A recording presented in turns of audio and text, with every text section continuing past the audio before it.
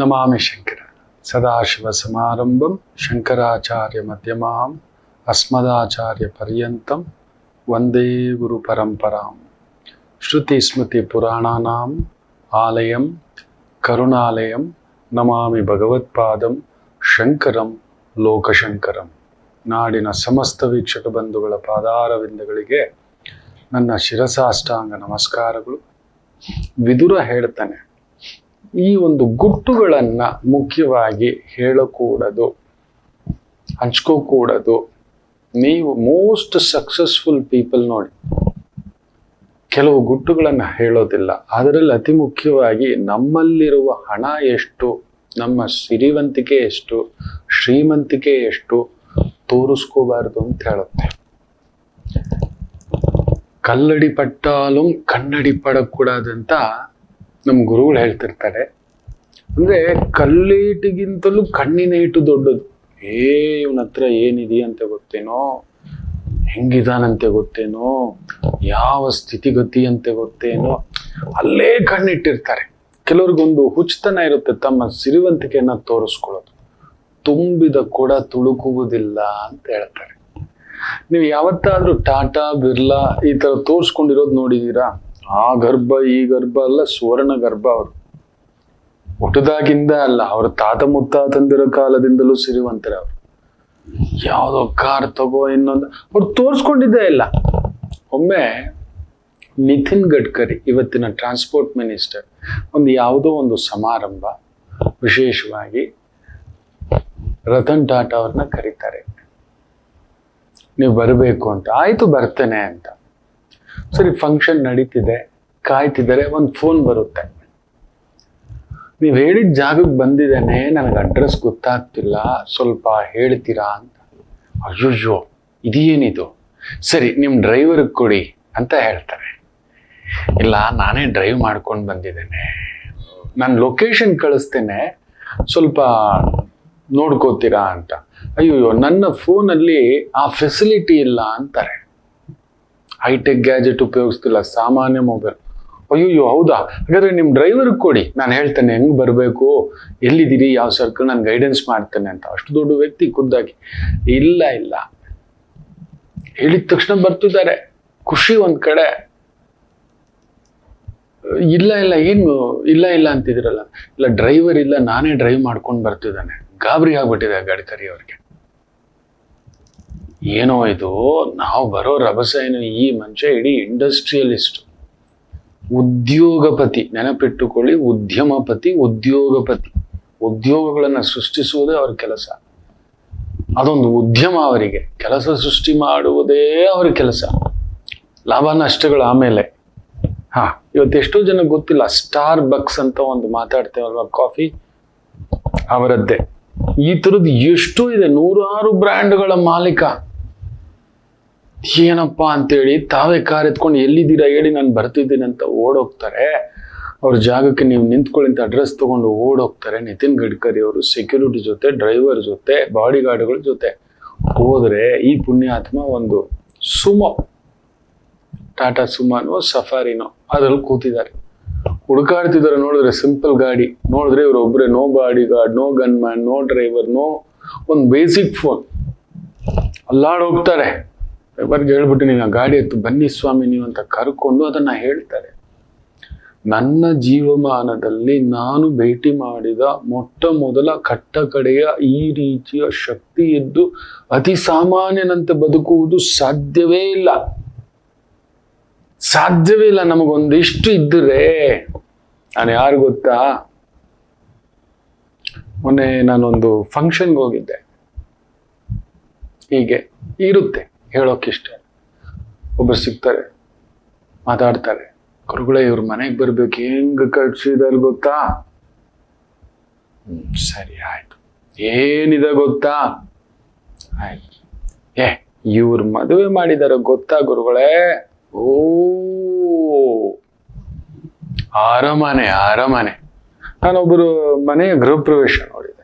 ಹೆಲಿಕಾಪ್ಟರ್ಲಿಂದ ಹೂವುಗಳು ಬೆಳೆಸ್ಕೋತಾರೆ.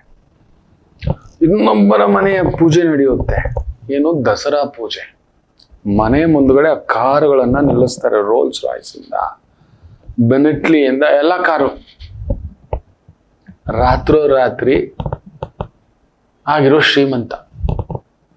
ದೈವ ಬಲವೋ what ever, ಅಷ್ಟೇ ಹೇಳಬಲ್ಲೆ, ದೈವ ಬಲವೇ ಅದು. ಸುಮ್ನೆ ಆ ಥರ ಕೊಡಲ್ಲ. ನಾವು ಹೇಳ್ತೀವಿ ತಲೆ ಹೊಡೆದ್ರು, ಇನ್ನೊಂದು ಮಾಡಿದ್ರು. ನೀವು ಮಾಡಿ ನೋಡೋಣ, ನೀವು ಮಾಡಿಬಿಟ್ಟು ಕಟ್ಟಿಪ್ಪ ನೋಡೋಣ. ನೀವು ಒಂದು 500 ರೂಪಾಯಿ ಪಿಕ್ ಪ್ಯಾಕೆಟ್ ಮಾಡಿ ನೋಡೋಣ. ಯಾರಿಗಾದ್ರೂ ಸುಳ್ಳು ಹೇಳ್ಬಿಟ್ಟು ತೊಗೊಂಬಿಡಿ ನೋಡೋಣ. ಆಗೋಲ್ಲ, 5 ರೂಪಾಯಿ ಬರೋಲ್ಲ ನಮಗೆ, ನಮಗೆ ಮೋಸ ಬರೋಲ್ಲ.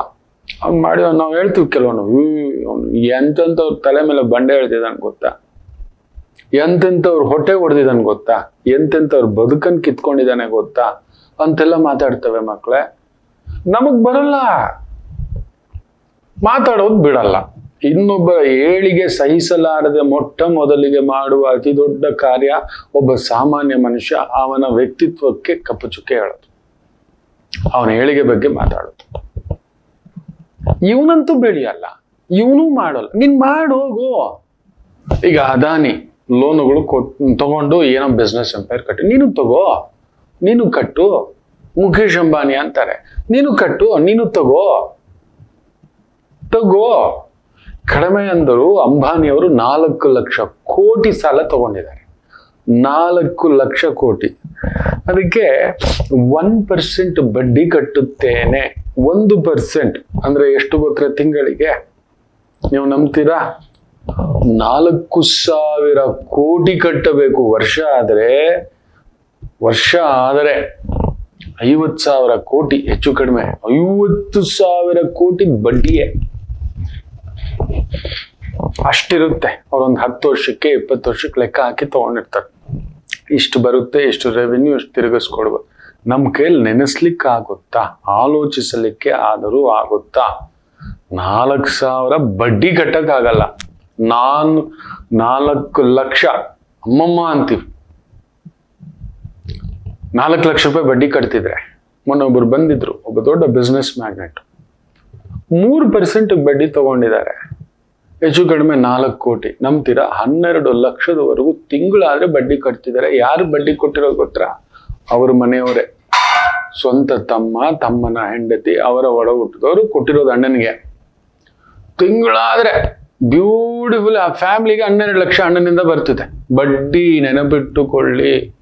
ನಾನಾಗೊಂದು ರಿಸಾಲ್ವ್ ಮಾಡಕ್ಕೆ ಹೇಳ್ಕೊಟ್ಟೆ. ಏನು ಮಾಡ್ತಿದ್ದೀರಿ ಸರ್, ಏನು ಮಾಡ್ತಿದ್ದೀರಿ? 4 ಕೋಟಿ ಅನ್ನೋದು ಏನೇನೂ ಅಲ್ಲ. ನೀವು ಸುಮ್ಮನೆ ಈ ಥರ 10-12 ಲಕ್ಷ ಕಟ್ತಿದ್ದೀರಿ. ಈ ಥರದೊಂದು ಇದೆ, ಈ ಥರದೊಂದು ಮಾಡಿ ನೋಡಿ. 5ನೇ ತಿಂಗಳಿಂದ ನಿಮಗೆ ಒಂದು 20 ತಿಂಗಳಷ್ಟರಲ್ಲಿ 3/4 ಭಾಗ ಸಾಲ ಹೋಗುತ್ತೆ. 30 ತಿಂಗಳಷ್ಟರಲ್ಲಿ 80% ಸಾಲ ಹೋಯ್ತು ನಿಮಗೆ.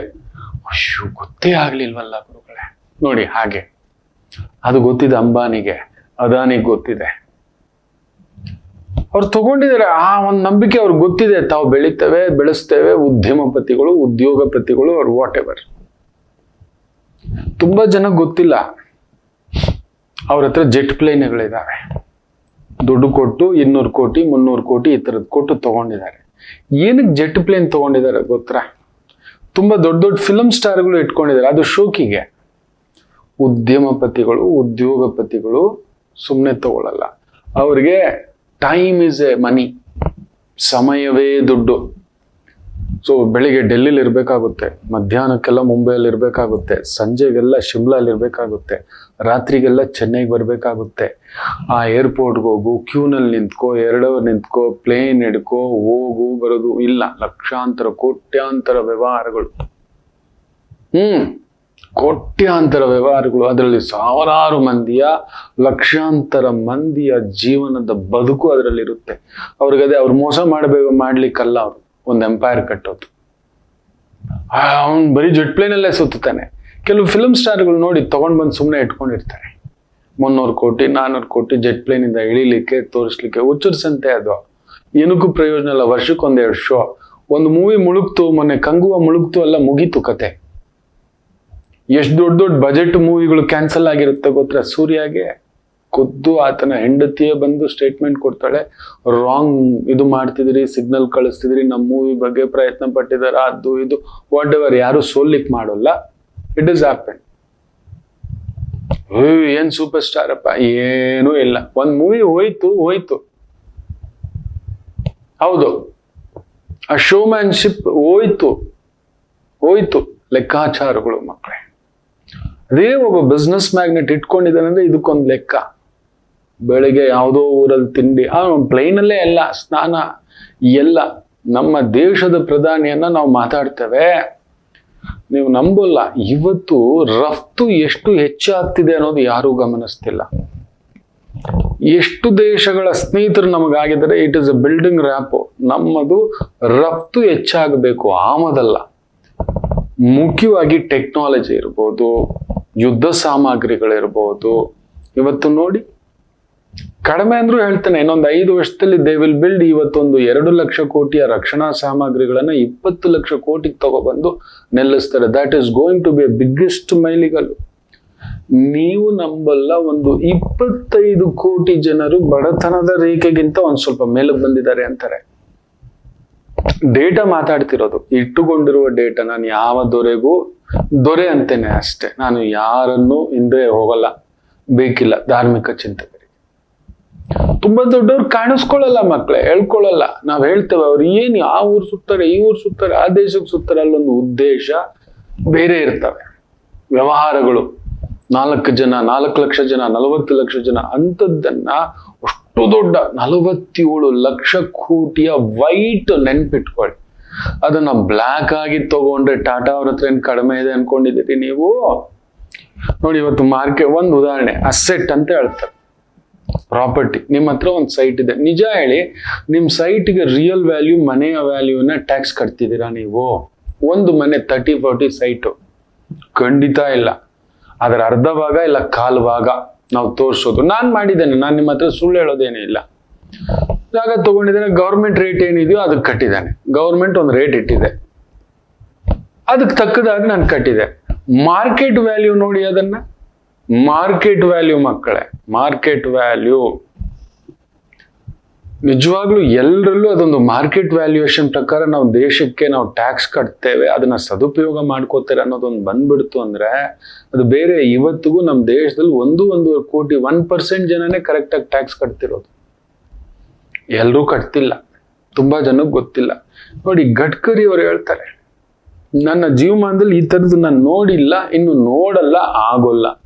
ಎಸ್, ತುಂಬಿದ ಕೂಡ ತುಳುಕುವುದಿಲ್ಲ. ಇರುವ ದುಡ್ಡು ಹೇಳಿದ್ನಲ್ಲ, ಟಾಟಾ ಅವ್ರದ್ದು 47 ಲಕ್ಷ ಅಂದ್ರೆ 3 ಪಟ್ಟು ಹಾಕೊಳ್ಳಿ, 150 ಲಕ್ಷ ಕೋಟಿಯ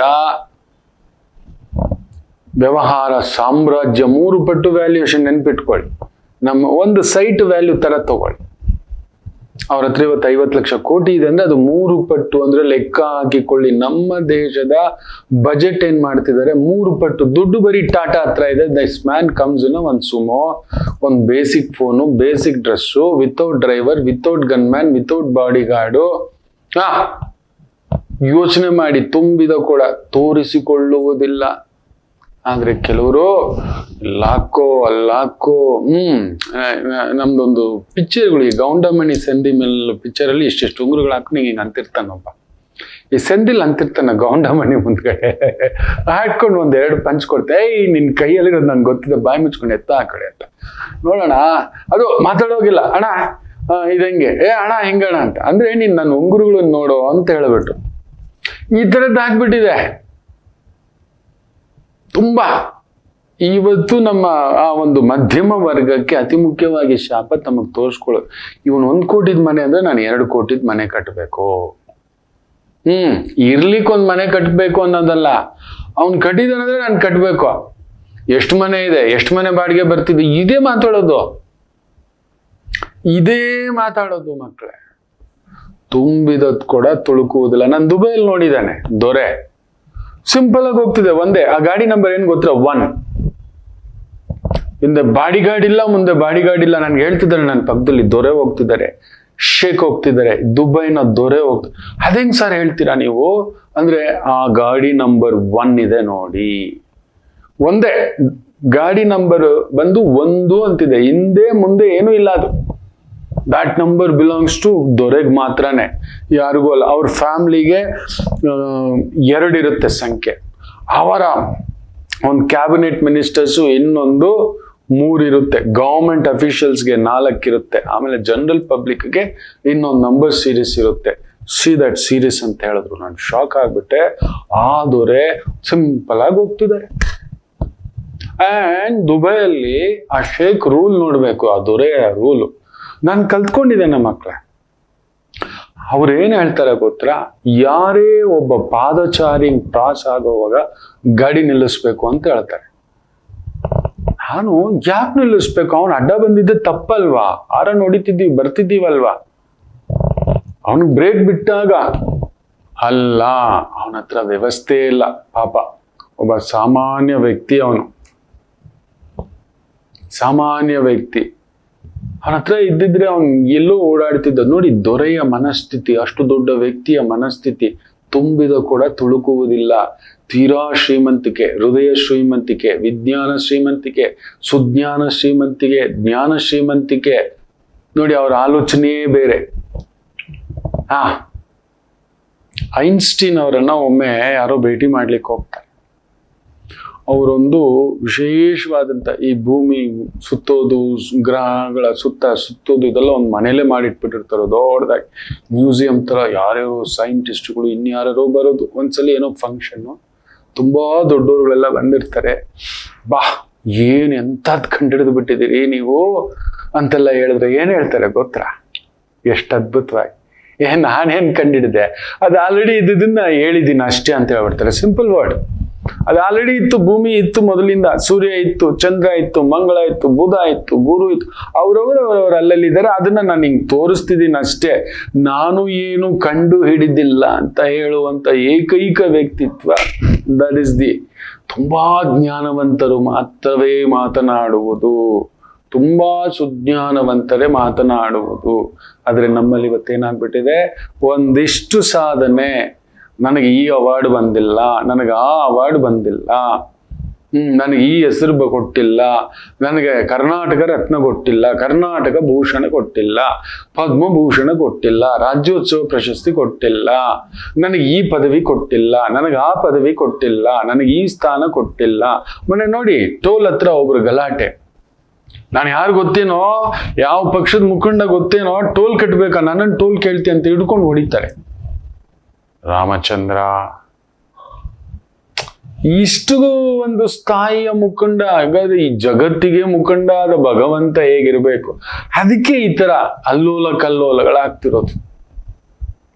ಇನ್ನೂ ನಮ್ಮಲ್ಲಿ ಅದು ಬಿಟ್ಟಿಲ್ಲ. ಇನ್ನು ಕೆಲವರು ನೋಡ್ಬೇಕು, ದೇವರ ಬಗ್ಗೆಯೂ ಕೂಡ ತುಂಬಾ ತಿಳಿದಿರ್ತಕ್ಕಂಥವ್ರು. ದೇವ್ರು ಎಲ್ಲಿಲ್ಲ, ಆಗಿಲ್ಲ, ಈಗಿಲ್ಲ ಅಂತಿರಲ್ಲ. ದೇವ್ರಿಗೆ ಇದು ಗೊತ್ತಿರ್ಲಿಲ್ವಾ?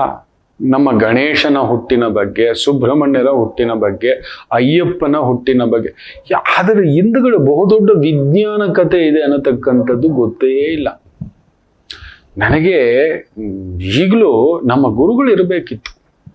ಬನ್ನಂಜ ಗೋವಿಂದಾಚಾರ್ಯರು, ಅಬ್ಬೋ ಜ್ಞಾನ ಪಂಡಿತೋತ್ತಮರು. ಬೇಡ, ಅವರು ಶತಾವಧಾನಿ ಗಣೇಶ್ ಅವ್ರ ಜೊತೆಲೋ ಇಲ್ಲ, ನಮ್ಮ ಪಾವಗಡ ಪ್ರಕಾಶ್ ರಾವ್ ಅಂತಹವರ ಮಹಾ ಸಾಧಕರ ಜೊತೆಲೂ ಕುಳಿತು ಈ ಚರ್ಚೆ ಮಾಡಿದಾಗ ಗೊತ್ತಾಗ್ತಿತ್ತು. ಅವರು ವೈಜ್ಞಾನಿಕವಾಗಿ ಅದ್ಭುತವಾಗಿ ಉತ್ತರ ಕೊಡ್ತಿದ್ರು.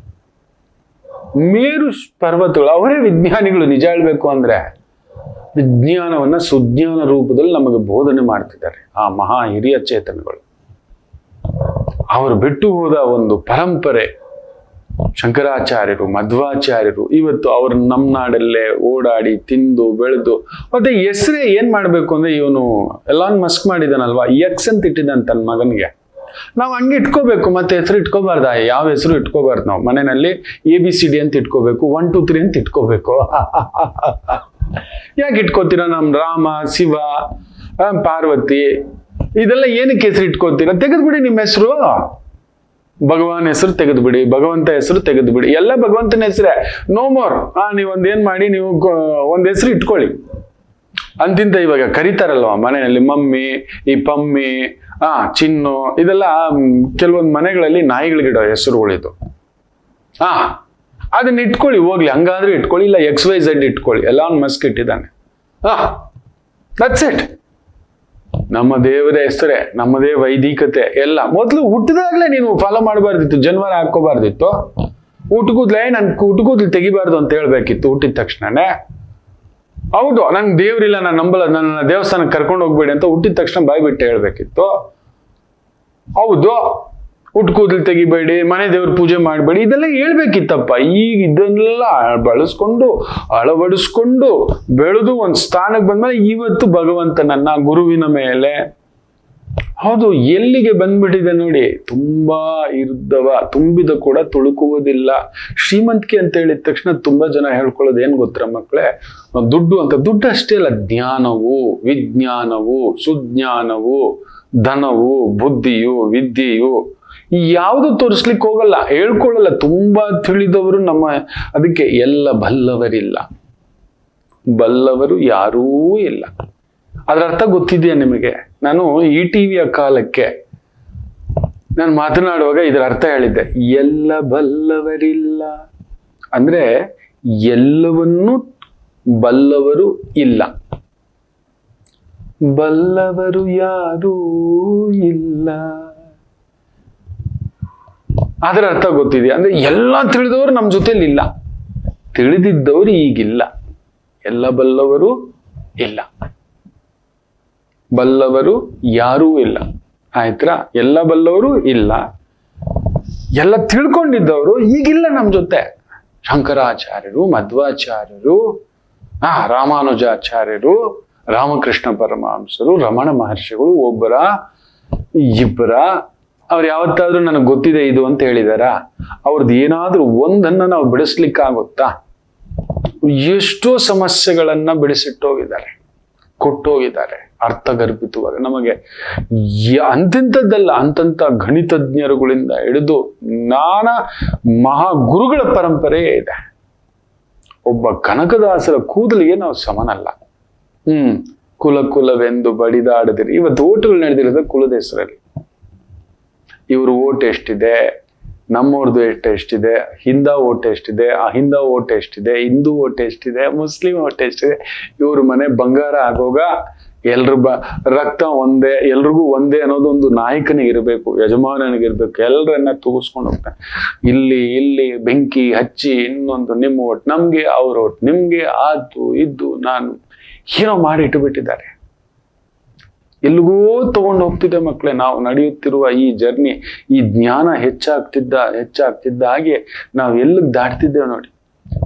ಆಮೇಲೆ ನೋಡಿ, ಇನ್ನೊಂದು ವಾಕ್ಯ ಇದೆ ಅದರಲ್ಲಿ, ಸುಮ್ಮನಿರಬಲ್ಲವರು ಇಲ್ಲವೇ ಇಲ್ಲ, ಏನು ಮಾಡಲಿ ನಾನು, ಏನು ಹೇಳಲಿ, ಕಣ್ಣುಗಳಿತ್ತು ಕೂಡರ ಹಾಗೆ ಎಲ್ಲ ನಡೆಯುವುದು, ಎಲ್ಲ ಬಲ್ಲಿನು ಅನ್ನುತ್ತಾ ಹೋಗಿ ಹಳ್ಳಕ್ಕೆ ಬೀಳುವುದು, ಏನು ಮಾಡಲಿ ನಾನು, ಏನು ಹೇಳಲಿ.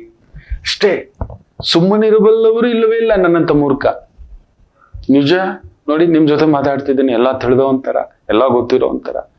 ಸತ್ಯವೇ ನಿಮ್ಮ ಮುಂದುಗಡೆ ಮುಚ್ಚಿಡೋದೇನು. ನಾವು ಹೀಗೆ ನಿತ್ಯ ವಾಗುತ್ತಾ ಉಂಟಾಡ್ರ, ಏದೋ ವಾಗುತ್ತಾ ಉಂಟಾಡು, ಲಾಗುತ್ತಾ ಉಂಟಾಡು. ನಮ್ ಗುರುಗಳು ಹೇಳು, ಏನೋ ಬೊಗಳ್ತಾ ಇರ್ತಾನೆ, ಇಲ್ದಿದ್ದೆಲ್ಲ ಬುರುಡೆ ಬಿಡ್ತಾನೆ, ಬೊಗಳೆ ಬಿಡ್ತಾನೆ. ನಾವು ಇದೆ ಈ ಬೊಗಳೆ, ಈ ಪ್ರಪಂಚವೇ ಬೊಗಳೆ. ನಮ್ಮ ಹತ್ರ ಇರೋ ಒಂದೇ ಒಂದು ಮಡಿಕೆ ನೀರಿಗೆ ಜಗತ್ತಿನ ನನ್ನ ಮನೆ ಕೋಳಿ ಕೂದ್ರೇನೆ ಬೆಳಿಗ್ಗೆ ಸೂರ್ಯ ಎದ್ದೋಳೋದು ಅಂದಂಗಾಯ್ತು ನಮ್ಮ ಕತೆ. ನಮ್ಮ ಮನೆ ಕೋಳಿ ಕೂಗಿದ್ರೇನೆ ಸೂರ್ಯ ಎದ್ದೋಳೋದು ಅನ್ನೋ ಒಂದು ಹುಚ್ಚು ಕಲ್ಪನೆಯ ಈ ಒಂದು ಭ್ರಮೆಯಲ್ಲಿ ತೇಲುತ್ತಿದ್ದೇವೆ. ತುಂಬಾ ಜ್ಞಾನವಂತರೇ ಸಿರಿವಂತರು, ಅವರು ಕಾಣಿಸಿಕೊಳ್ಳುವುದಿಲ್ಲ. ಹೇಳ್ಕೋಬಾರ್ದು, ನಗಪಾಟಲಾಗಿಬಿಡ್ತೇವೆ. ನಮ್ಮ ವಿದ್ಯೆಯನ್ನಾಗಲಿ, ಹೌದು, ನಮ್ಮ ಸಕ್ಸಸ್ ಅನ್ನಾಗಲಿ, ನಮ್ಮ ಯಶಸ್ಸನ್ನಾಗಲಿ, ಅಲ್ಲೊಂದು ದೇವ ಭಾಷೆ ಇರುತ್ತೆ. ತುಂಬಾ ತಿಳಿದವರದ ಒಂದು ಭಾಷೆ ನನ್ನ ಗುರುಗಳಿಂದ ಕಲ್ತಿರೋದು. ಅದಕ್ಕೆ ಆಗಾಗ ಹೇಳ್ತಿರ್ತಾನೆ, ಹಮ್ ಗಲ್ಲಿ ಮೇ ನಹೀ ಹೇ, ಹಮ್ ದಿಲ್ಲಿ ಬೇಬಿ ನಹೀ ಹೇ, ಉಸ್ಕೋ ಪಾರ್ ಕರ್ ಚುಕೆ ಅಂತ ಹೇಳ್ತಿರ್ತಾನೆ. ಅರ್ಥ ನಿಮಗ್ ಸೇರಿತ್ತು. ಅನರ್ಥ ಆದ್ರೂ ಅಂದ್ಕೊಳ್ಳಿ, ಅಪಾರ್ಥ ಆದ್ರೂ ಅಂದ್ಕೊಳ್ಳಿ, ನಿರರ್ಥ ಅಂತ ಆದ್ರೂ ಅಂದ್ಕೊಳ್ಳಿ, ಅರ್ಥ ಆದ್ರೂ ಅಂತ ಅಂದ್ಕೊಳ್ಳಿ. Yes, I am happy with that. ಅಯ್ಯೋ, ನನಗೆ ಖುಷಿ ಇದೆ, ಈ ಮಹಾವಿದ್ಯೆ ಅಲ್ಲವರೆಗೂ ತಲುಪಿದೆ ಅಲ್ಲಪ್ಪ, ಸಾಕಪ್ಪ ಅನ್ನತಕ್ಕಂಥದ್ದು. ತುಂಬಾ ತಿಳಿದವ ಬಂದು ನಿಂತ್ಕೊಳ್ಳಲ್ಲ, ಹೇಳಲ್ಲ, ಮರೆಯಲ್ಲಿ ನಿಂತ್ಕೋತಾನೆ, ತೋರಿಸ್ಕೊಳ್ಳಲ್ಲ, ಹೇಳ್ಕೊಳ್ಳಲ್ಲ. ಇದು ಜೀವನದ ಸಾರ. ಈ 9 ಗುಟ್ಟುಗಳಲ್ಲಿ ಈ 3ನೇ ಗುಟ್ಟಿದು. ವಿದುರ ಹೇಳೋದು, ತೋರ್ಸ್ಕೋಬಾರ್ದು ಯಾವಾಗ್ಲೂ. ನಾನು ಯಾರು ಗೊತ್ತಾ? ದುರ್ಯೋಧನ. ನನ್ನ ಬಲವೇನು ಗೊತ್ತಾ? ದುರ್ಯೋಧನ, ನನ್ನ ಸಿರಿವಂತಿಕೆ ಗೊತ್ತಾ, ನನ್ನ ಸಾಮ್ರಾಜ್ಯ ಗೊತ್ತಾ, ನನ್ನ ಜೊತೆಲಿ ಇರೋರು ಗೊತ್ತಾ, ದ್ರೋಣ, ಕರ್ಣ, ಕೃಪ, ಭೀಷ್ಮ, ಯಾರು ಇಲ್ಲ ಕಡೆಗೆ ಅವನು ಬಿದ್ದೋದ. ಅವನ ಹೆಸರು, ಅವನ ದೌಲತ್ತು, ಅವನ ಹೆಸರು ಎಲ್ಲವೂ ಈ ರೀತಿ ನಡೆದು ಬಿಟ್ಟಿದೆ ಅಷ್ಟೇ. ಇದನ್ನ ನೆನಪಲ್ಲಿ ಇಟ್ಕೊಳ್ಳಿ. ಬೊಗಸೆ ಅಗಲದ ಬದುಕು ಮಕ್ಕಳೇ ನಮ್ಮದು. ಬೊಗಸೆ ಅಗಲದ ಬದುಕು, ಬೊಗಸೆ ಜೀವನ, ಬೊಗಸೆಯಷ್ಟೇ ಇರೋದು. ಯಾಕೆ ಈ ಆತಂಕ ತಗೋತೀವಿ? ಯಾಕೆ ಇದನ್ನ ನಿಮ್ಮ ಮೈಂಡಿಗೆ ನಾನು ಶ್ರೀಮಂತ, ಬುದ್ಧಿವಂತಿಕೆಯಲ್ಲಿ ಶ್ರೀಮಂತಕ, ಅಧಿಕಾರದಲ್ಲಿ ಶ್ರೀಮಂತಕ, ಹೆಸರಿನಲ್ಲಿ ಶ್ರೀಮಂತ, ಯಾವುದೂ ಇಲ್ಲ. ಯಾರೂ ನೆನಪಿಟ್ಕೊಳ್ಳಲ್ಲ, ಯಾರೂ ನೆನಪಿಟ್ಟುಕೊಳ್ಳುವುದಿಲ್ಲ. ಆ ಭಗವಂತನ ಹತ್ರ ನಿತ್ಯ ನಾವು ಬೆಳಿಗ್ಗೆ ಎದ್ದು ಧನ್ಯವಾದ ಹೇಳೋದೇ ಇಲ್ಲ.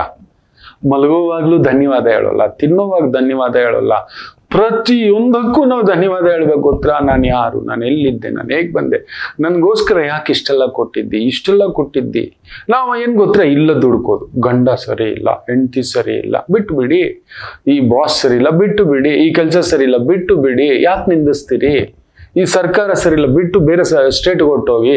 ಈ ಭಾಷೆ ಸರಿ ಇಲ್ಲ ಅಂತೀರ, ಹೊರಟೋಗಿ. ಈ ರೋಡ್ ಸರಿ ಇಲ್ಲ, ಹೊರಟೋಗಿ. ಇಲ್ಲೇ ಇದ್ದು, ಇಲ್ಲೇ ತಿನ್ಕೊಂಡು, ಇಲ್ಲೇ ತಗೊಂಡು, ಇಲ್ಲೇ ಬೈಯೋದು. ನಮ್ಮ ಅಮ್ಮ ಅಪ್ಪನನ್ನು ಬೈಯೋದು. ನೀನೇನ್ ಇಟ್ಟೆ, ನೀನೇನ್ ಕೊಟ್ಟೆ, ನೀನೇನ್ ಮಾಡಿದೆ, ಯಾಕೆ ಭೂಮಿಗೆ ತಂದೆ. ಯಾರ ಮನೆಯನ್ನು ದೂಷಿಸ್ತಾನೋ ಲೋಕವನ್ನೆಲ್ಲ ದೂಷಿಸ್ದಾಗೆ. ಹೆತ್ತವನ್ನ ಯಾರು ದೂಷಿಸ್ತಾನೋ ಲೋಕವನ್ನೆಲ್ಲ ದೂಷಿಸಿದಾಗೆ. ನಾವು ಭಗವಂತನ ಧನ್ಯವಾದನೇ ಹೇಳ್ತಿಲ್ಲ. ಇಲ್ಲದ್ದು ಹುಡುಕುವುದು, ಇಲ್ಲದ್ದಕ್ಕೆ ಹಳುವುದು, ಇಲ್ಲದ್ದಕ್ಕೆ ಕೊರುವುದು. ಮೊನ್ನೆ ಕೂಡ ಒಂದು ತಾಯಿ ಜೀವ ಗೌರಮ್ಮ ಅಂತ ಹೇಳಬಲ್ಲೆ. ನನ್ನ ಮಗ ತೀರ್ಕೋಬಿಟ್ಟ, ನೀವು ಹೇಳ್ದಾಗೆ ಆಗ್ಬಿಡ್ತು ಗುರುಗಳೇ. ಅವ್ನು ಸ್ವರ್ಗಕ್ಕೆ ಹೋಗಿದ್ದಾನ, ಅವನ ಆತ್ಮ ಆನಂದವಾಗಿದ್ಯಾ? ಸರಿ ಇರಮ್ಮ, ನಂಗೆ ಸ್ವಲ್ಪ ದಿನ ಇನ್ನೂ ಟೈಮ್ ಇದೆ. ಈಗ ಹೇಳಿದೆ, ಸ್ವಲ್ಪ ಇನ್ನೂ ಇದೆ, ಗೊತ್ತಿಲ್ಲ, ನನಗೆ ಅವಕಾಶ ಕೊಡ್ತಾನೆ ಭಗವಂತ. ಆಗ ಹೋಗ್ಬಿಟ್ಟು ನೋಡ್ಕೊಂಡು ಮಾತಾಡ್ಸ್ಕೊಂಡು ಬಂದು ನನಗೇನಾದ್ರೂ ಅಂತ ಶಕ್ತಿ ಕೊಟ್ರೆ ಬಂದು ನಿನ್ಗೆ ಉತ್ತರ ಕೊಡ್ತೀನಿ ಅಂದೆ. ತೀರ್ಕೊಂಡು ಬಿಟ್ಟ. ಈ ದೇಹಕ್ಕೆ ಸಾವೇ ವಿನಃ ಆತ್ಮಕ್ಕೆ ಸಾವಿಲ್ಲವೇ ಇಲ್ಲ. ಇದನ್ನು ವಿಜ್ಞಾನ ಕೂಡ ಹೇಳಿಬಿಟ್ಟಿದೆ. Again we will search something else. ಯಾವುದ್ರಲ್ಲೋ ಹೋಗಿ ಸೇರ್ಕೋತಾರೆ. ನಾವೆಲ್ಲ, ನಿಮಗೆ ಗೊತ್ತಿದೆಯಾ ಮಕ್ಕಳೇ, ನಾವೆಲ್ಲ ಎಂಜಲು ಅನ್ನೋದು ಗೊತ್ತಿದೆಯಾ? ನಾವು ತಿನ್ನೋದೆಲ್ಲ ಎಂಜಲು, ನಮ್ಮ ಬದುಕು ಎಂಜಲು, ನಾವು ಹುಟ್ಟಿರುವುದು ಎಂಜಲು ಅನ್ನೋದು ಗೊತ್ತಿದೆಯಾ? ಮುಂದಿನ ವಾರದ ಸಂಚಿಕೆಯಲ್ಲಿ ಹೇಳ್ತಾರೆ. ನಾವು ತಿನ್ನೋದೆಲ್ಲ ಎಂಜಲು, ನಂಬ್ತೀರಾ? ನಮ್ಮ ಹುಟ್ಟೇ ಎಂಜಲು, ನಮ್ಮ ಬದುಕು ಎಂಜಲು, ನಮ್ಮೆಲ್ಲವೂ ಎಂಜಿಲು ಮಳೆಯೇ ನಮ್ಮ ಜೀವನ. ನಾವು ತಿನ್ನೋದ್ರಿಂದ, ಗಾಳಿಯಿಂದ, ನೀರಿನಿಂದ, ಆಹಾರದಿಂದ, ನಮ್ಮ ಹುಟ್ಟಿನಿಂದ ಸಾವಿನವರೆಗೂ ನಾವು ಮಳೆಯೇ, ಎಂಜಲೆ. ಮಾತೃದೇವೋ ಭವ. ನಮಾಮಿ ಶಂಕರ. ನನ್ನ ಪ್ರೀತಿಯ ಆಧ್ಯಾತ್ಮಿಕ ಬಂಧುಗಳೇ, ಪ್ರತಿಯೊಬ್ಬರ ಜೀವನದಲ್ಲೊಂದು ಕೆಲವೊಂದು ಪ್ರಶ್ನೆಗಳಿರುತ್ತೆ. ಉತ್ತರವಿಲ್ಲದ ಪ್ರಶ್ನೆಗಳಿಲ್ಲ. ಅಂಥದ್ದೊಂದು ಸಮಸ್ಯೆ ಇದೆಯಾ? ಜ್ಯೋತಿಷ್ಯ ಮುಖೇನ ಹಾಗೂ ಆಧ್ಯಾತ್ಮಿಕ ಮುಖೇನ ನಿಮ್ಮ ಪ್ರಶ್ನೆಗಳಿಗೊಂದು ಪುಟ್ಟ ಸಮಾಧಾನ. ಈ ಕೂಡಲೇ ಕೆಳಗಿನ ಸಂಖ್ಯೆಗೆ ಕರೆ ಮಾಡಿ, ಇಲ್ಲವೇ ವಾಟ್ಸಪ್ ಮಾಡಿ, ಹಾಗೂ ನಮ್ಮ ನಮಾಮಿ ಶಂಕರ ಯೂಟ್ಯೂಬ್ ಚಾನೆಲ್ ಮುಖಾಂತರವೂ ಕೂಡ ಸರಳ ಪರಿಹಾರವನ್ನು ತಾವು ವೀಕ್ಷಿಸಿ ಹಾಗೂ ಪಡೆಯಬಹುದು. ನಮಾಮಿ ಶಂಕರ.